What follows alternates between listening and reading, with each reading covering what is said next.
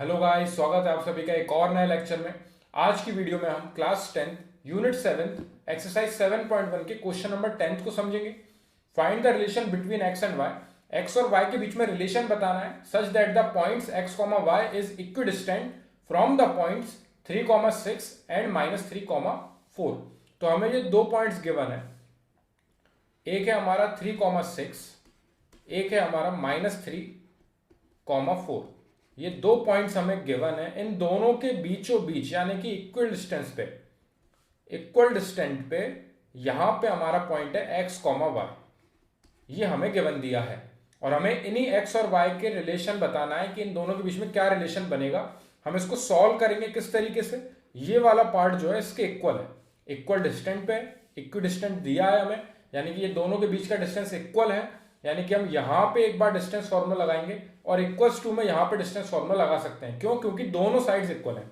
अगर हम इन्हें नाम दे दें ए बी एंड यहां पे हो गया हमारा ओ, तो ए ओ जो है वो बी ओ के इक्वल है। ठीक है, तो अगर हम यहां पे डिस्टेंस फॉर्मूला लगाते हैं और यहां पे डिस्टेंस फॉर्मूला लगाते हैं, दोनों को सॉल्व करेंगे तो हमारा एक्स और वाई के बीच का रिलेशन हमें पता चल जाएगा। ठीक है, तो ए ओ और बी ओ को फाइंड करने के लिए डिस्टेंस फॉर्मूले का यूज करेंगे हम। डिस्टेंस फॉर्मूला होता है हमारा अंडर रूट में x2 माइनस x1 का whole square plus y2 minus y1 का होल स्क्वायर।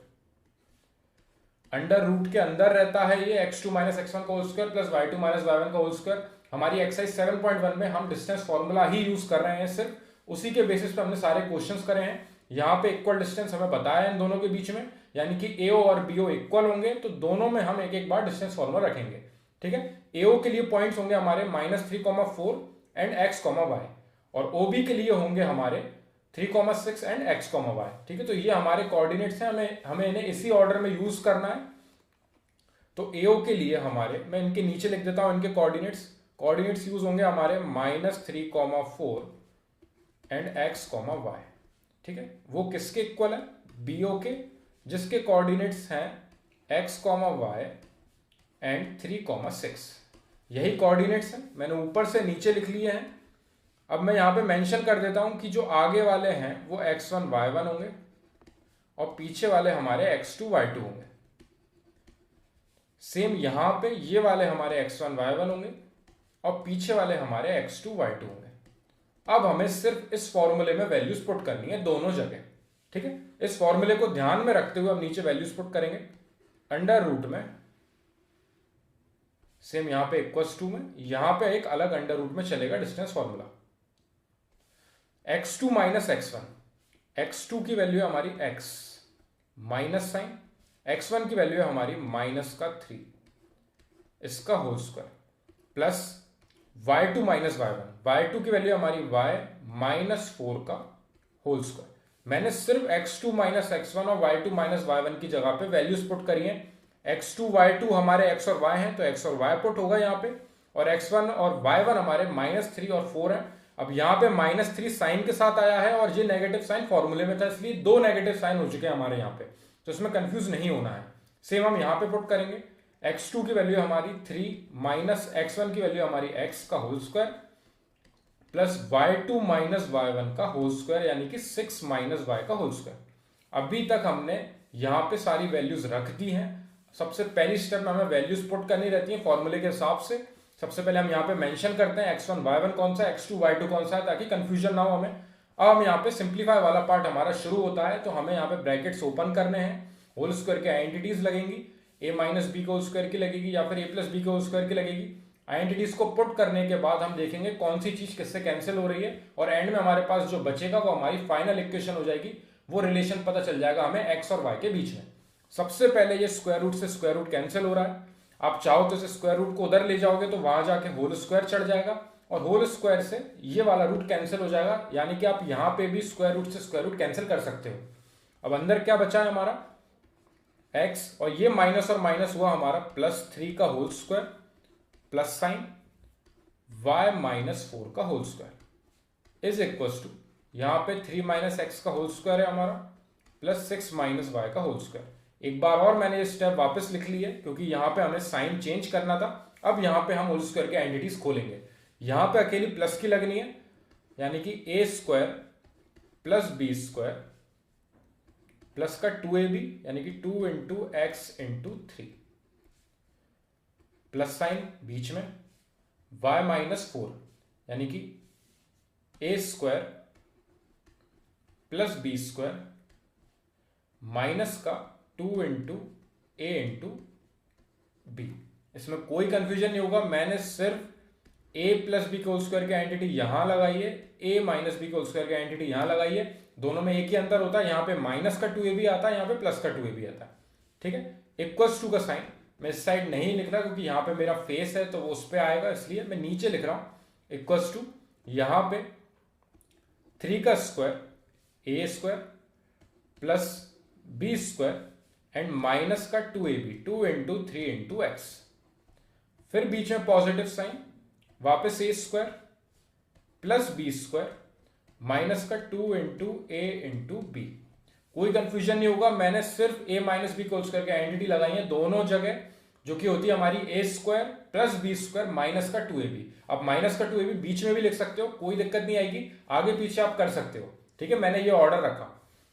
अब आप देखिए इक्वल्स टू के साइड और इक्वल्स टू के साइड जो भी कॉमन है सेम दिख रहा है आपको, आप उन्हें कैंसिल कर दीजिए, यानी कि एक्स स्क्वायर से ये एक्स स्क्वायर कैंसिल हो गया, 3 के स्क्वायर से ये 3 का स्क्वायर कैंसिल हो गया, वाई स्क्वायर से ये वाई स्क्वायर कैंसिल हो गया। हमने यहां पे कैंसिल क्यों किया, अगर आप इन्हें एक साइड लेके जाते तो ये एक्स स्क्वायर उधर आके इस एक्स स्क्वायर से सब्ट्रैक्ट हो जाता। ठीक है, तो जो चीज वहां आके सब्ट्रैक्ट होनी है हम उन्हें यहीं पे डायरेक्टली काट रहे हैं। याद रखना साइन सबके सेम होने चाहिए, यहां पे प्लस का एक्स स्क्वायर है तो इक्वल्स टू को साइड भी प्लस का एक्स स्क्वायर होना चाहिए, तभी कैंसिल होंगे, क्योंकि ये उस साइड जाएगा तभी ये नेगेटिव का एक्स स्क्वायर बनेगा और नेगेटिव के पॉजिटिव से कैंसिल होगा ये। ठीक है, इस तरीके से हमारा 3 का square and y square cancel हो गया। बाकी हमें कुछ चीजें सेम नहीं दिख रही हैं, यहाँ पे प्लस का 2 इंटू एक्स इंटू 3 है, यहाँ पे माइनस का 2 इंटू एक्स इंटू 3 है, यानी कि दोनों में बहुत बड़ा अंतर है। ठीक है ना, तो ये वहां जाएगा तो ये वहां जाके ऐड होगा। तो सबसे पहले हम मल्टीप्लाई कर लेते हैं इनको, ये हो जाएगा हमारा 2 इंटू 3 यानी कि 6x प्लस साइन, यहां पे हमारा 4 का स्क्वायर है यानी कि ये हो गया हमारा 16 एंड माइनस का 2 इंटू 4 यानी कि 8y। ये हमारा इक्वल्स टू के इस साइड वाला लेफ्ट साइड वाला जो पार्ट था वो हमने लिख लिया है। राइट साइड में हमारे पास क्या बचा है, 6 का स्क्वायर बचा है यानी कि 36, 2 इंटू 3 यहां पे हुआ हमारा 6x एंड सेम यहां पे हुआ हमारा 12y, क्योंकि 6 का मल्टीप्लाई 2 में करा और y हमने पीछे लिख दिया सेम टू सेम। अब ये x और y वाले टर्म्स को हम उस साइड ले जा रहे हैं और जो न्यूमेरिकल वैल्यूज है उनको हम एक साइड कर रहे हैं। ठीक है, तो मैं 16 को इस साइड ला रहा हूं, बाकी सबको उस साइड ले जा रहा हूं। वहां पे है हमारा 6x माइनस 8y, वहां पे आ गया हमारा प्लस का 6x हो जाएगा उस साइड आके, ये नेगेटिव 6x उस साइड जाके प्लस का 6x हुआ, सेम ये भी प्लस का 12y हुआ। इक्वल्स टू में यहां पे हमारा 36 था, ये 16 और आके उधर आके माइनस में 16 हो जाएगा क्योंकि यहां पे पॉजिटिव था। अब ये 6x और ये 6x ऐड होके हमारे 12x हो जाएंगे और 12y में से 8y हमारे सब्ट्रैक्ट होंगे तो हमारे पास बचेंगे प्लस के 4y इज इक्वल्स टू 36 में से 16 जाएंगे हमारे तो हमें मिलेंगे 20।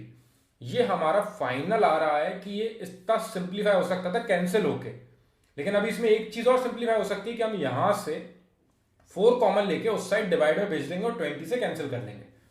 तो यहां से 4 कॉमन लेंगे हम तो अंदर बचेगा हमारे पास 3x, यहां पे बचेगा हमारे पास y, क्योंकि 4 का 3 में मल्टीप्लाई करोगे तो आपका ऊपर 12x आएगा, 4 का y में मल्टीप्लाई करोगे तो 4y आएगा इज इक्वल्स टू 20। तो इस तरीके से हमने 4 कॉमन लिया और इस 4 को यहां हम 20 के पास भेजेंगे डिवाइड में, यानी कि 3x plus y is equals to 20 divided by 4, जो कि 5 टाइम्स में कैंसिल होगा, यानी कि 3x plus y is equals to 5 भी आप आंसर छोड़ सकते हो या फिर 3x plus y minus 5 is equals to, इस तरीके से भी आप आंसर छोड़ सकते हो। उस साइड 0 छोड़ दोगे और 5 को इस साइड लाके नेगेटिव में कर दोगे।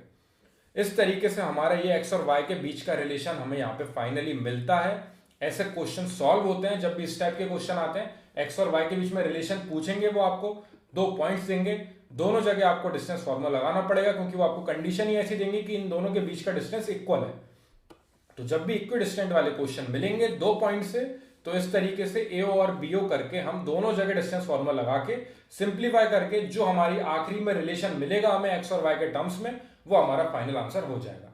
अगर यहाँ पे सिर्फ एक अननोन होता तो फिर वो उसकी वैल्यू पूछ लेते, क्योंकि अगर एक अननोन होगा तो हम वैल्यू फाइंड कर सकते हैं, दो अननोन होंगे तो वैल्यू फाइंड नहीं हो सकती, तो वो एक पर्टिकुलर इक्वेशन पे आके खत्म हो जाता है और वो इसका फाइनल रिलेशन हो जाता है। कोई भी डाउट हो अगर आपको इस क्वेश्चन में, क्वेश्चन था हमारा यूनिट 7th में एक्सरसाइज 7.1 का क्वेश्चन नंबर 10th। ये लास्ट क्वेश्चन था इस एक्सरसाइज का। अगर इसमें कोई डाउट हो तो आप मेरे को कमेंट सेक्शन में डिस्क्राइब करना, या फिर और कोई सी यूनिट का अगर आपको डाउट है तो आप यूनिट का नाम, एक्सरसाइज नंबर और क्वेश्चन नंबर मेरे को कमेंट सेक्शन में बताना। हम उनको सॉल्व करेंगे आपके बोर्ड एग्जामिनेशन से पहले, ताकि आपके सारे डाउट्स क्लियर हो सके आपके एग्जाम से पहले। Thank you very much for watching this video.